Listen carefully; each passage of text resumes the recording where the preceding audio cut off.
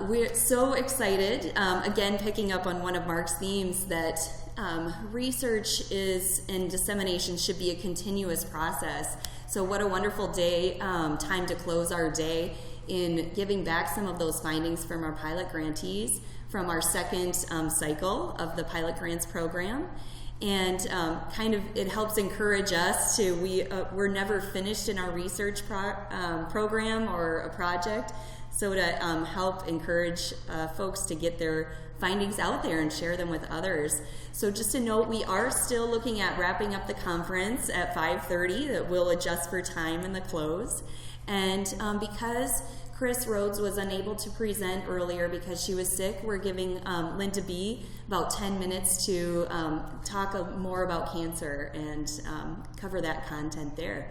And we'll naturally transition and continue to talk about the pilot grants program findings.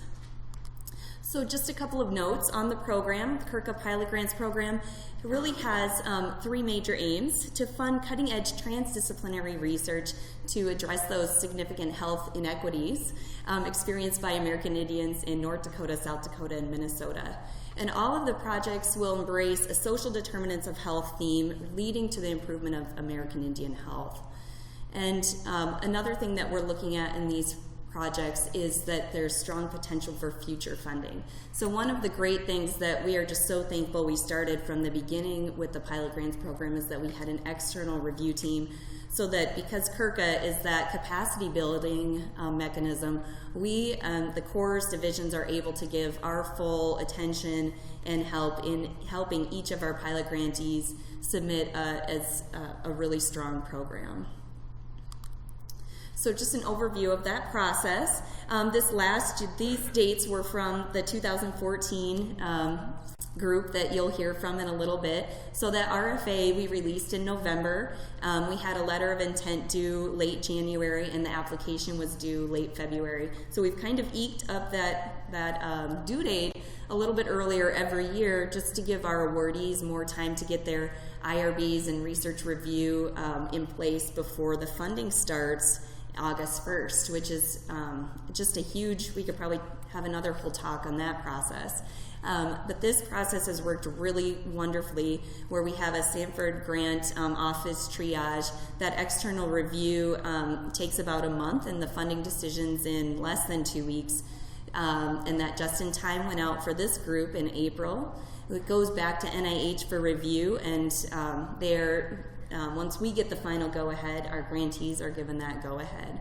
So we're excited that we just reached out to 2 new potential grantees in requesting just-in-time information, which will give us 15 funded grants at the end of this cycle. So with that, I will turn over to Linda Burhansstipanov. And I'm not going to do an introduction of all of the individual presenters, so if you want to refer to your pamphlet, that would be great. So please join me in welcoming Linda B. And you'll tell me for 5 minutes and then for 10. Yep, this is 10. And then... Yep, that sounds great. Okay, so I can do this. I'm Linda Burhansstipanov with Native American Cancer Research Corporation and Native American Cancer Initiatives Incorporated. Daniel Peter Wright is the principal investigator for this study, and he was unable to come, so he asked if I would step in and present because I'm a member of the team. The team is fantastic. We have Mark Dignan from University of Kentucky, but he also has worked with Lumbee and Eastern Band Cherokee and other tribal nations since the early 1980s. We have Linda Krebs, who is an oncology nurse, former president of the Oncology Nursing Society. We have myself with Native American Cancer Initiatives. Walking Forward has our community navigators. They're called community research representatives, but they're like patient navigators. They're quite wonderful. Now, the rationale for this study is that we're very concerned. Now, our program, separate from this grant, has the largest Indigenous cancer survivorship support program in the world for Indigenous peoples. And what we are seeing is an exceptionally high number of our people who have a second diagnosis of cancer and or have a recurrence. We are looking at as many as 40% are having either a second diagnosis or a recurrence. Physical activity is one of the very, very best ways to prevent a second occurrence. Healthy living, after you've gone through the cancer experience, there are things that you can do that are proactive to reduce the likelihood of being subjected to any further personal cancer experience in yours. The other part of what the rationale for this project is that long-term side effects from cancer are very, very significant. We have categories that are called late effects, and then we have long-term. Physical activity can prevent and or reduce either of those other categories. The most common recurrence is going to be long-term fatigue. This is not fatigue where you can take an extra nap and feel better. It actually is a different type of a syndrome. It's a molecular reaction to the chemo drugs and to other products. Epigenetics certainly gets into a lot of what happens with our recovery to cancer. Unmanaged cancer pain among our patients is exceptionally high. We look at long-term survivors in Indian country, and we find that we continue to have pain. We do logistical regression to see if we can figure out, is that pain due to growing older? Is the pain due to also having arthritis? Is the pain also due to having diabetes? And we do not find the correlation among those different variables. So there's something else that is going on that makes this experience different. So what we wanted to do, we have a different ongoing tobacco cessation cell phone application that we're doing with a very rigorous research design on Rosebud, Pine Ridge, and in Rapid City. And in that study, we have learned a lot about how to use cell phones and how not to use them. And I don't have time in this session to talk about it, but I got to tell you, we have learned a lot, and it was in a very expensive lesson on there. We do find that our community loves having a cell phone. We did an earlier assessment several years ago. We found out that they actually has gone up to 75% of the people in our respective communities are using cell phones. Some of them live in valleys, particular in Rosebud and Pine Ridge. They won't get their text messages until they get out and they're on their way to work, but they're still accessing it, and the biggest motivation is they want to talk with their grandchildren. So this is kind of what we're seeing. So we wanted to develop a cell phone app. Now some of us use technology such as Fitbits, Solias, other types of products, but there are limitations in many of these other products. Fitbit software drops off and on, as do the others. The others I think are, personally from when I pre-tested them, Fitbit was the best of the others, but it still is dropping off on a lot of what's done. We want to have a cell phone application that when we go to full study, we'll be able to collect information about native foods. We want to have information that's specific to our community. So my physical activity as a cancer survivor is that I take up jingle dancing again. I want to have a cell phone application that is actually going to measure that and take it to the next step. So what we're doing in this first pilot is we're developing the application.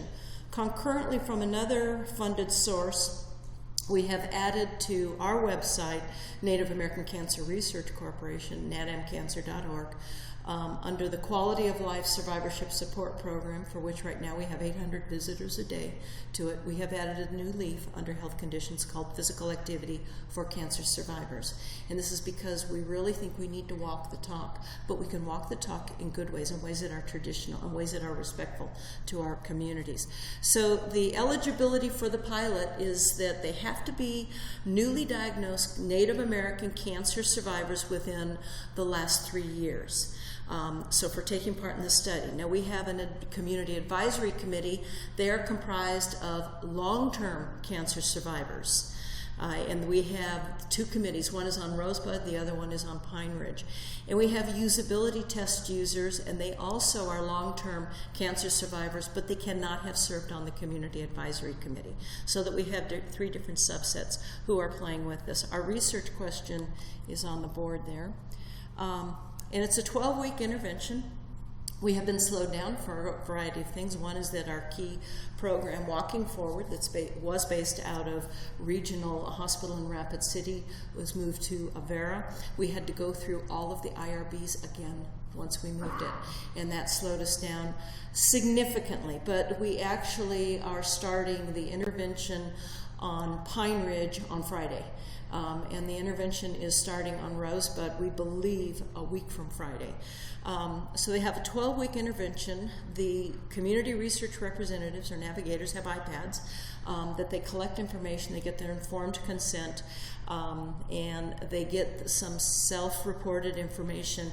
They meet with the patient one-on-one every other week for the 12 weeks. So they have 6 in-person visits with the participant.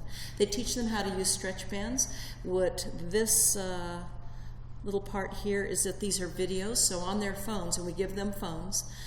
They are smartphones, and on the phones they could see how to use each of the stretch bands, how to set them up. We also have video vignettes, so we went out and we collected video stories from cancer survivors who have brought physical activity back into their life after going through the cancer experience. So what happens is that if I'm a participant in the study, I want to see how well the cell phone is using, because we want to see if it's functional. So they will actually come in and you get a morning query saying, what kind of a physical activity message do you want today? Now, I can tailor it. I could say, I want to do it for Simone Bordeaux in Rosebud. I want to do it because I want to, because she was my CRR. And I could tailor it so I am the only one in the whole group when it's a full study who gets the message. Or I could say it could be I want to see my granddaughter graduate from high school. And I could put her name in, and I will get that message more often. Or I want to prepare for Sundance, or I want to prepare for Stomp Dance. My tribe does Stomp Dance. So I want to get ready for those types of things. So you get the series of messages, you get a query that you track, and they're also wearing a pedometer. We want to see if you can compare what's on your pedometer. So you look at what's on your phone for how much activity you've done during today if you're carrying your phone all day long, which in most of our Indian women, they put them in their bras. So they're wearing them all day long. But for the men, their back pocket. They don't do the chest thing. They also are doing counseling sessions with us. So we're comparing to see the accuracy of it. The journaling, we're trying to make it very, very simplistic. So every day you are requested to do a journaling saying, today my physical activity was good. I felt too weak today to exercise. Or I did some, but I wanted to do more. So they're little check-off types of things, and we're trying to collect quality of life. Is when you do physical activity, how do you feel? And we're bringing spirituality, and I know I exercise every day. I'm a fanatic on this. I pray every time I exercise. I cannot imagine exercising and not praying, but that's why we have a multidisciplinary team, because our nurse keeps saying, why is prayer on the list? Why is prayer on the list? It's like, why would it not be? I mean, it kind of has to be to do things in a good way, and so that you're addressing, the full medicine wheel in anything that you're doing. How am I doing on time? 5 minutes for this session, 5 minutes for the data. See, you're supposed to tell me to quit. Okay, so Chris Rhodes is the executive director for the American Indian Cancer Foundation. Now, this is not her presentation, but I didn't want you to leave here without having something about cancer in your program. I also cannot do credit to what she does for social marketing. She kicks tush. You heard about that previous presentation. You want to see how it's done in Indian country, contact Chris. She is absolutely wonderful with how she markets. Our organization's been around a lot longer. We stink at it. Okay, we do not have those skills yet on it, but I do want to make certain you realize that. This is a breakdown of different parts of the country, and I want you to notice in the Northern Plains, where the majority of us are from right now, if you look at where there are statistically significant cancer increases in Indian country, it will be those 3 circled areas. And of course, Alaska is not that small. Alaska is as large as the 48 contiguous states. What I want you to see, now this first slide is on males, and I want you to see those three regions, Northern Plains, Alaska, and Southern Plains. So in Northern Plains, look at how high this is for deaths from cancer in Indian country. When people use national data sets, and if you are trying to do something in your local community, never use a national data set. It will underestimate what you are dealing with right here in this part of the country. You must use these types of data, and these are all published in the American Journal of Public Health, April 22nd, 2014. I want you to look at for females, and again, look at the same type of a thing. You're going to see females. In those other red bars on there, those are compared for the same region with non-Hispanic whites. So we have significant issues, like look at what's here in Northern Plains. Look at the difference for what we have for American Indians experiencing, these are females dying from cancer as compared to other females living in the Northern Plains areas. And this is looking at a mortality to incidence. And a lot of people use 5-year relative rates, which have never been rates, they've always been percentages. The mortality to incidence is actually probably a better measure for how well or how poorly our community is responding to the entire cancer experience. And it simply is, you take the number of people who have incidence, you divide it by mortality, and you get a rate. And what you will see on this column, if I can get the cursor, this is non-Hispanic white. Look at what the rates are here. This is our ratio looking at if we're diagnosed with cancer, are we more likely or less likely to die of cancer? You see anything over a number 1 means that we are more likely to die of cancer than are people from other regions.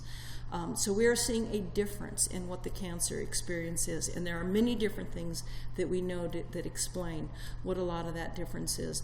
I do want you to see when you see news stories and they say, oh, cancer is decreasing in the United States, not in Indian country. This is the male rate, and what you will see on here is that our males are dying more often from cancer than they used to be in the past. And same thing for females. You'll see the green line are females, and the red line is the non-Hispanic white. So compared by year and so on. So this is something, if you look 50 years ago, you would not see data anything close to this. So there are things that are happening in our lifestyle. These are not genetic risk. We do not see a lot of BRCA1 or BRCA2. We have no full bloods that have BRCA1 or BRCA2, which is a marker for breast cancer. We do not see a lot of hereditary non-polyposis colon cancer in Indian country. Now with the what they call genetic admixture of intermarriage with other racial groups, we are seeing some people who have mixtures that this is becoming more common. We're seeing Shoshone. We're seeing more HNPCC within Shoshone Nation. We are seeing it within specific communities. And so we need to start now so that we don't let this continue to get worse. So some of you are looking at different areas to research and take your career forward. And I want you to consider cancer is something that is really devastating to our community. We have other types of conditions that are incredibly difficult and challenging for people to deal with. In our cancer survivorship support program, 33% of our community has diabetes as well as cancer. Half have diabetes before cancer and half get cancer before diabetes. So it's not that one is necessarily causing the other, except for colorectal cancer, because diabetes is a risk factor for colorectal. It is an important issue because most of us in Indian country, we take a medication that used to be called glucophage or metformin for our diabetes. But if you're taking adriamycin, even cisplatin, methotrexate for your chemo drugs, we are hearing self-reported studies. These are not scientific studies. They are looking at contraindications we are believing, and I'm firmly a belief in this, and I want somebody to study it scientifically, prospectively. I think that some of the chemo drugs are interfering with the absorption of metformin, which means that people are not benefiting from their insulin-controlling drug. They're having spikes and drops, and we're having the significant side effects of the eye damage, the kidney problems, and that could be reduced. Similarly, I think that the metformin is interfering with the absorption of the chemo drugs, and of course that's a liver function, and that's another type of a study to really be looking at what's happening. I'm out of time. Thank you very much.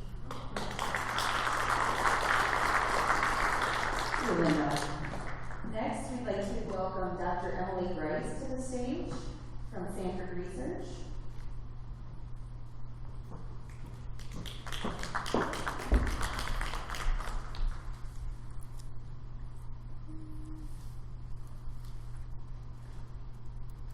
think you want me to talk about this. There we go, yeah. All right, so I'm excited to talk to you today about a pilot grant that I was fortunate enough to get. And this project was the impact of residential treatment on American Indian maternal child health. I worked with a great team at Sanford Research, Luke Mack and Tracy McMahon. Tracy is here with us today. And then we also worked with the New Start program based out of Sioux Falls. It's part of the Volunteers of America Dakotas, and this is a community-based organization. So they serve, the New Start program in particular, serves pregnant and parenting women in Sioux Falls, but there are women from around the region. They serve primarily American Indian women. 60 to 70% of their patients are American Indian women. And then they also allow their children to be there. They do have an adolescent and then also an adult program at the New Start facility. And so we had met with the New Start program to talk with them about what were some of the needs that they had and what were they interested in knowing about the mothers. I had an interest in knowing a little bit more about the kids, and so we were able to kind of meet up and think to start asking some of these questions. And our first question we were interested in was examining the impact of the program on maternal child health and the home environment post-treatment. So we did a follow-up with the mothers and their kids after they left the program. And we had about 19 mother-child pairs. There was one mom twin pair in there, so 18 women. And what we did was we went into their homes and we did what we call a home assessment.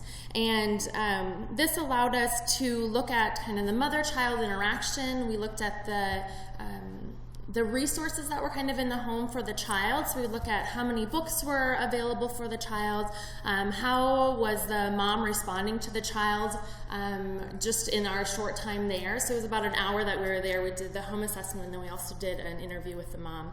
To be part of the study, the moms had to have successfully discharged from the New Start program, and they also had to have a child living with them. And so that was kind of one of our barriers, obviously, to getting some of our participants. A lot of them had lost custody of their children during their residential time. But we were able to get our 19 moms. I have never worked that hard for 19 participants, but it was good data. And what we found was, so we were able to do kind of a quick comparison with the non-residential treatment program, or with non-residential mother-child pairs. And we found that we had lower kind of home scores for the residential mother-child pairs.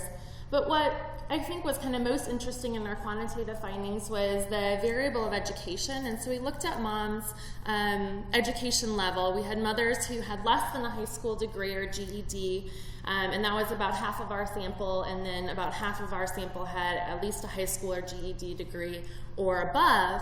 And we found significant differences in their home scores. And so we found that those with less than a high school education scored lower in parental warmth, so how they interacted positively with their child during that time. Much lower on the learning materials, so what type of resources they had in the home in terms of books, and then in their responsivity, so just kind of their interaction with their child. We also were interested in understanding a little bit more about the cultural relevance of the New Start program. This is something they were really interested in, knowing ways that they could implement more culturally relevant services for their participants. So this was part of the maternal interview that we had with just the moms. And we did some qualitative data analyses and found some very interesting things that I'm not going to have time to be able to go into.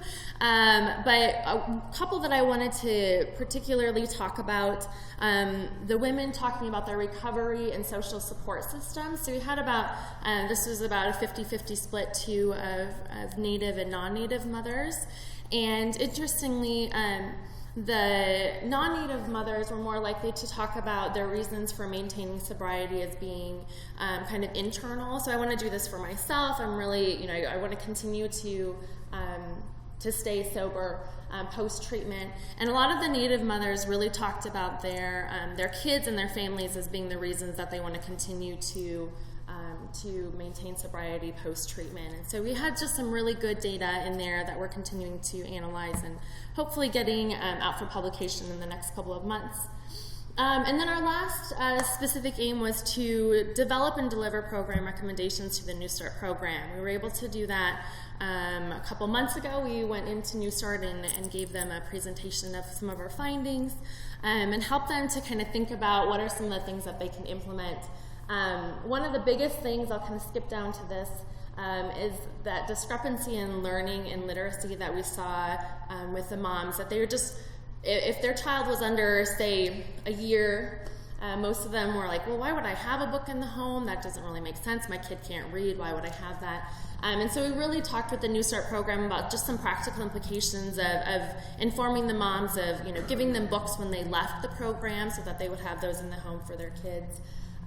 Getting them signed up for the Dolly Parton Imagination Library, just simple things like that. And so I think we're making some direct impacts with our findings there.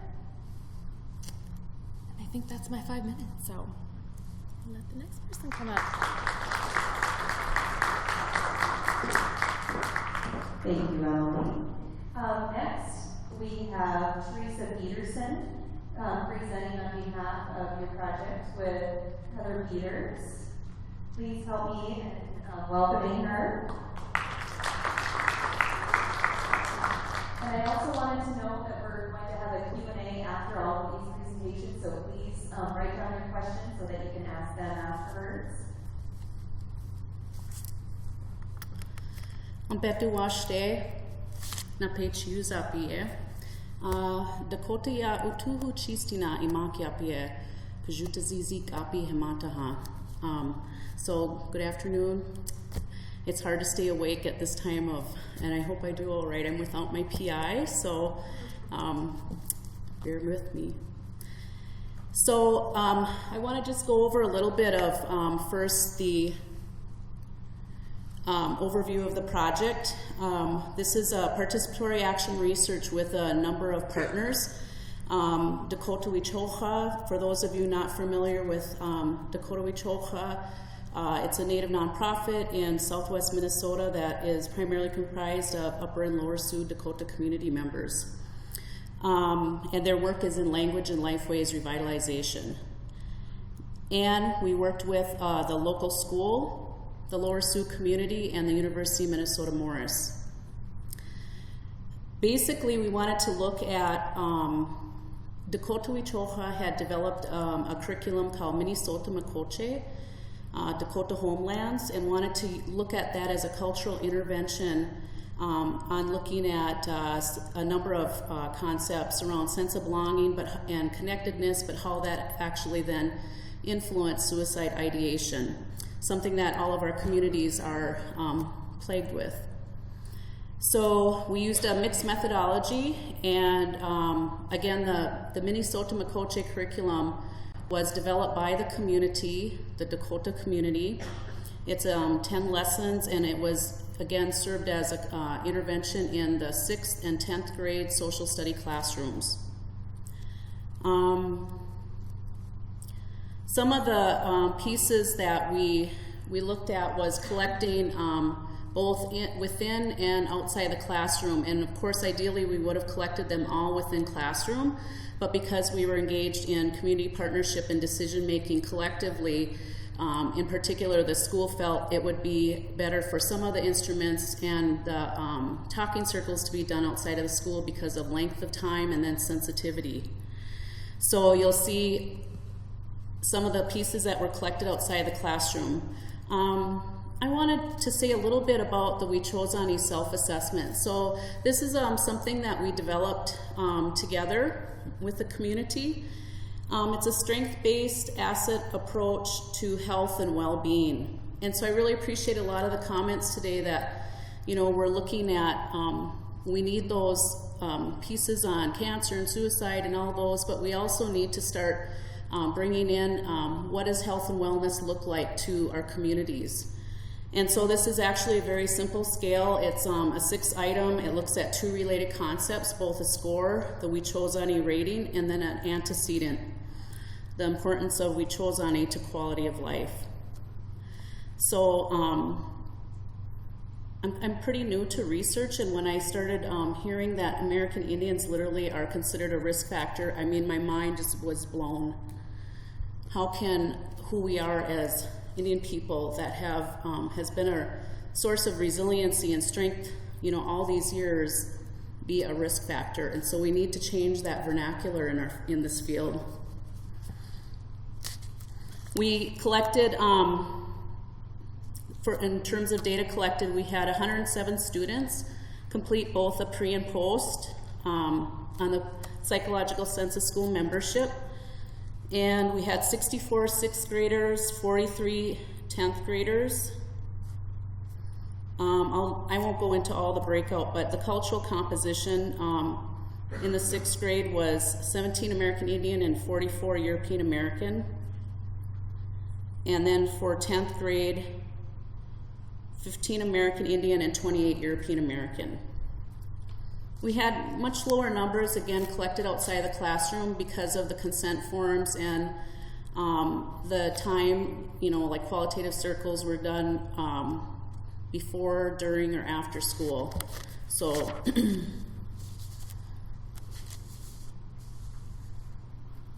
in terms of participant numbers for the talking circles, we have conducted 3 talking circles before and 3 after, both where we had 2 Dakota talking circles and 1 non-native. And then we used racial congruence between the researcher and the participants. So I was the researcher for the Dakota participants, and then my PI, who was European American, was also then for the non-Indian talking circles. The analysis that we use, we approach this, of course, from phenomenological approach because of the high suicide rates in our communities. And then our process we used was a consensual qualitative data analysis. We had 3 independent research assistants, so again, myself, but also we had 1 European American student at the university and 1 Dakota student as well from the university, again, in partnership with Morris. And then we also, our auditor was our PI. So I'm gonna, because I know we have a time crunch, I'm gonna go over some of our results, but I won't be able to share them all. You've seen the number of instruments that we utilized for the study, so I will just share some of them. In terms of qualitative, some themes we actually found were both in pre and post similar, and then some of them changed. So for example, prior to the cultural intervention, American Indian youth believed that the Dakota way of life was not valued in school, or there was an absent or inaccurate representation of American Indians in the curriculum. Whereas post-cultural intervention, the number of statements regarding Dakota way of life in school decreased, and a new theme, Dakota way of life valued in school, emerged. And this new theme was the largest theme out of all of the themes in the qualitative portion. Prior to the cultural intervention, American Indian students also reported a lack of sense of belonging. And they had a theme of affirming Dakota identity. And what I mean by that is in pre-talking circles, American Indian students needed to pump each other up and affirm their Dakota identity because they had experienced so much racism in the school, lack of sense of belonging, and an absence in the curriculum. No such themes emerged post-cultural intervention, suggesting that the lack of sense of belonging was not as prevalent for American Indian youth, and they received that affirmation from the cultural intervention and the teachers.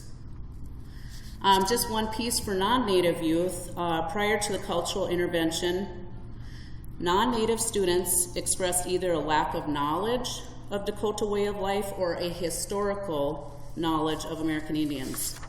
And following the cultural intervention, the themes Dakota way of life valued in school and knowledge of Dakota way of life, history, and culture emerged. the big piece that we wanted out of this curriculum too is to like really make it useful and that they would use it in the school. So we were really happy that both American Indian and non-Native youth, the theme emerged that they liked the curriculum. And so it was really fun too to hear 6th graders talk about, they're so honest about everything. So yeah, kids are a lot of fun to work with. Okay, in terms of quantitative results, so again, because the sense of belonging instrument was a little bit more lengthier, they asked that to be collected outside of the classroom, and so we had too few ends to really garner any results. So we also had a small number of participants that took the SIQ, and I think some of that is attributed to the stigma around suicide, but then also because of the way it had to be structured outside of the classroom. But American Indian student, so I can't say that this is reflective of the entire school, this result, but the American Indian student sample reflected higher rates of suicide ideation than the European American student sample, which of course is, we know that's in line with national data. But more specifically, our national data suggests that American Indian youth have double the rates of suicide than white youth. And our results suggest that American Indians have 3 times the rate of suicidal ideation than European American students. Our results indicated there were no significant changes in the SIQ scores from prior to the cultural intervention following.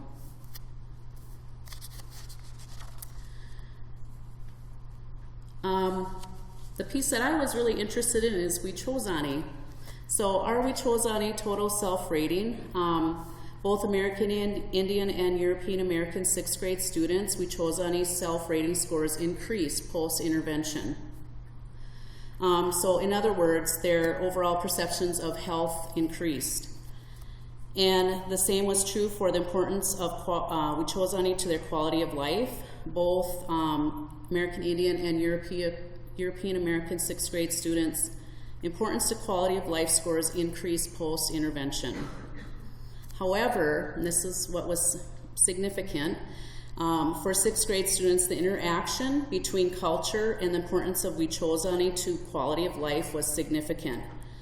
American Indian 6th grade students' importance of Wichozani to quality of life increased at a faster rate than European American students. And basically what you found was that the American Indian students' importance of quality of life caught up to European American students. So to me this suggests, of course, that things like cultural intervention, a cultural curriculum that affirms who they are, their identity, is supporting their health. So we can't look at health in just like a physical way. So again, just to reiterate, Wichozani is a scale that looks at the interconnectedness and interdependency of physical, spiritual, and mental health. We had the same results for okay, I'm just going to skip that one. So we also wanted to look a little bit at suicide ideation and Wichozani, and to look at, oh, I got to wrap up, holy smokes. Okay, so I'll share this one and then I'll quit. So prior to the cultural intervention, students with suicide ideation rated their Wichozani lower than the self-ratings of students without suicide ideation. However, that difference was eliminated following the intervention, indicating that the self-ratings of Wichozani of students with suicide ideation increased following the cultural intervention. And the same was true for the other portion, the Wichozani to quality of life. So I have more results to share, but I guess I will be wrapping up. But thank you so much, and I really, where I see this going is we'll continue to use this, and this grant did help the Dakota Wichocha receive additional funding so that they can work at disseminating this curriculum throughout the state. So I'm really excited, and I hope that there will be some studies attached to this statewide. So Pidamaya.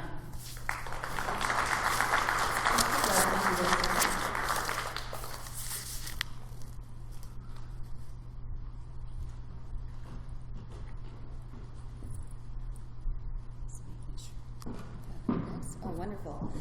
Please join me in welcoming Dr. MaryLou Mylant from SDSU, South Dakota State University.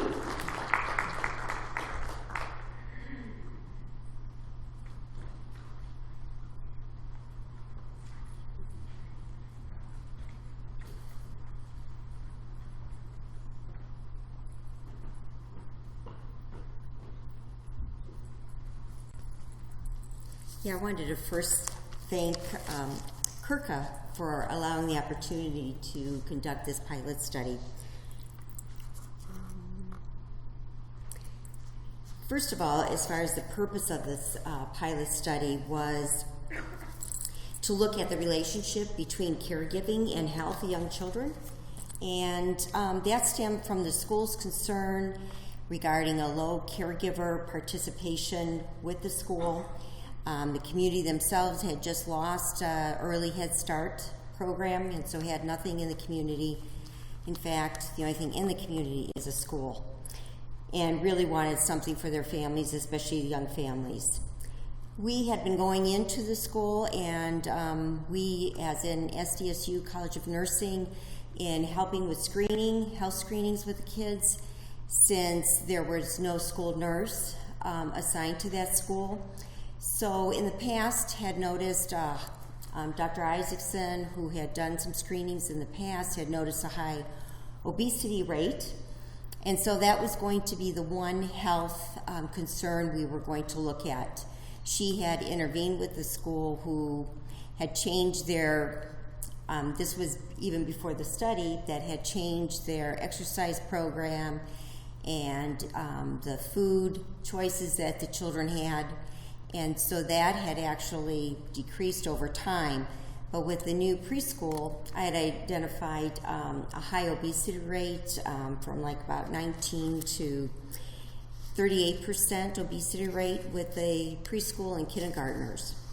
So that focusing on that, and also looking at the community's needs in terms of something for the younger parents, that we decided to adapt as far as the intervention, the Strengthening Families program, adapting it, and that's probably the lesson learned. It's my life lesson. If it sounds too good to be true, it usually is. But I realized that that program really needed to be adapted. And so with the intervention, we adapted it using the Eagle Book series. We talked about reading, but also the Life and Balance curriculum and input from the community themselves. And that was a 12 to 14 week program. And as I mentioned, that we did just focus on the health care of the, and looking at the obesity rates in terms of the children. We had 25 children that were identified in either, we did 2 treatment groups and 1 waitlist control group.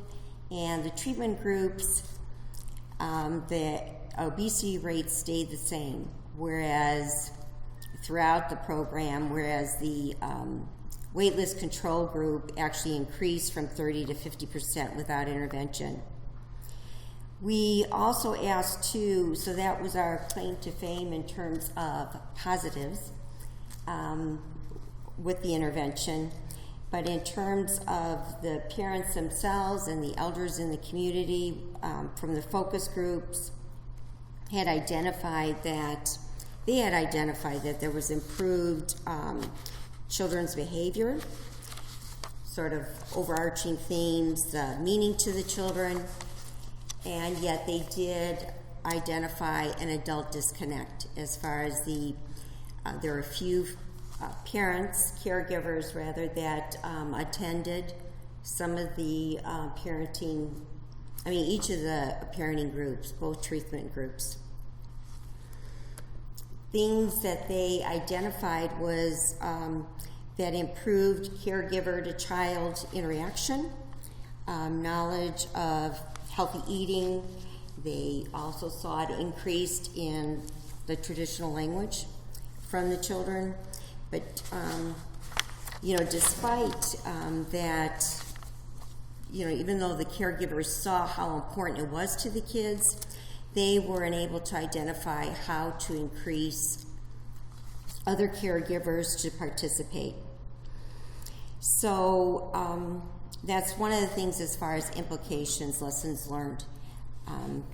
Reconnecting with the community, just as Dr. Peterson had talked about, is going to be so important, was so important, because there's different, probably administration at the school. There's different members. The elders are there in the community, but a lot of young people have changed. So reconnecting to see how to make this program sustainable. The lessons learned too is that the sustainability with this parenting program requires training that the staff actually be trained to conduct it. And so it was sustainable for the preschool, since the school decided to actually incorporate that curriculum. It wasn't, so our steps to looking at what is going to be sustainable in the community is really, is going to be a challenge. Number one, knowing that if that same curriculum would go out into the community, it would require people in the community to be trained, and I think there was only very few at the first start. So that's one thing, and identifying there is that interest of those caregivers.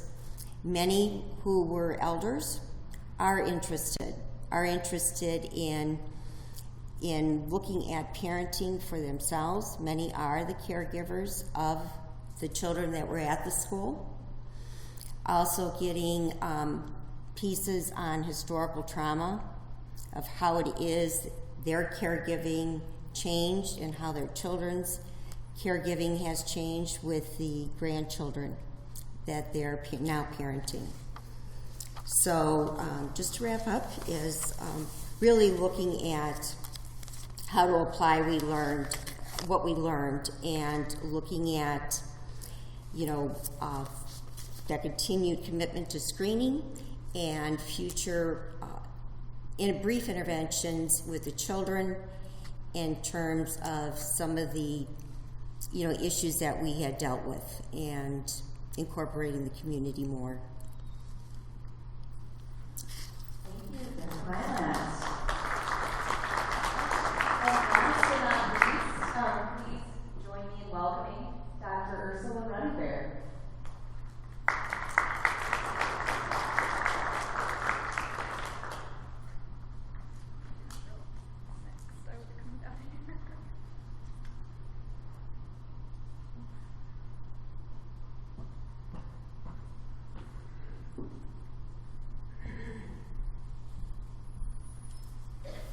So my project is a little bit different than the other projects because I applied for a secondary data analysis, and I was fortunate enough to get it. I love data, so that's really what I wanted to do. So thank you for funding me. So I propose to look at 2 health outcomes: physical health and mental health status, and like I said, it was a secondary data analysis, and it was specifically looking at Northern Plains tribes. And I proposed a multi-level model, and in a multi-level model you have 2 types of data: individual level data and then also group level data. And so the group level data that I proposed looking at was census data. And so what I was hoping to do was to look at the individual level and the community level correlates of physical health status and mental health status. But as I did my analysis, I found that none of the second level data or the group level data, the census level data, was significant. So I kind of had to revamp what I was doing, and as I was planning this project, I talked to senior faculty who told me, with secondary data, you're not always going to find things that you think you might find. So you probably want to have a backup plan or a couple backup plans. So I had ideas of what I thought I could do with the data, and I actually ended up running 4 different analyses, 2 for the multi-level model, and then I ended up running just basically linear regression. And based on the linear regression, I ended up looking at path analysis as well. So I developed 2 questions just looking at the individual level data. And so the first question was there a relationship between boarding school attendance and physical health status? And I had a lot more slides, but they got cut. But I also had many other variables that I included in my model that aren't shown here. So this is just basically the relationship between my outcome and my primary independent variable, although I had many other variables that were in the model as well. So I found that there was a relationship between boarding school attendance and physical health status, but it was mediated by the number of health conditions. So prior to entering into my model the number of physical health conditions, there was a direct relationship between boarding school attendance and physical health status. But once I added in the number of physical health conditions, it made it appear as though there was no relationship between boarding school attendance and physical health status. So I also looked at what else was this variable doing to the other variables in my model, and it also mediated many of the other variables as well, and it made them look insignificant too. So that is an example of what mediation does. So then I decided, well, I think I better look at something more formal like a path analysis. So I ran a path analysis, and the path analysis showed that there was a relationship between boarding school attendance and the number of physical health conditions. So if you attended boarding school, you have more physical health conditions than if you did not attend boarding school. Then the path analysis also showed that the more physical health conditions you have, the lower your physical health status is. So it was an indirect relationship, but prior to this, entering this variable in, it was direct. So the second analysis I did was looking at cultural spirituality and also a general spirituality measure and mental health status. And so I found that people with higher cultural spirituality scores had better mental health status. And since I found mediation in my previous model, I decided that I would hypothesize that there's mediation in this model as well. And I did find that there was mediation. So there's a direct relationship of cultural spirituality to mental health status. So the higher your cultural spirituality score, the better your mental health status is. And so the model also says that the higher your cultural spirituality score is, the fewer mental health disorders you're going to have. But it also says here that the more mental health disorders you have, the lower your mental health status is. So for this particular analysis, I found that there were direct and indirect relationships to my outcome mental health status. So, excuse me, there were many things that aren't on my slides. My sample was 1,638.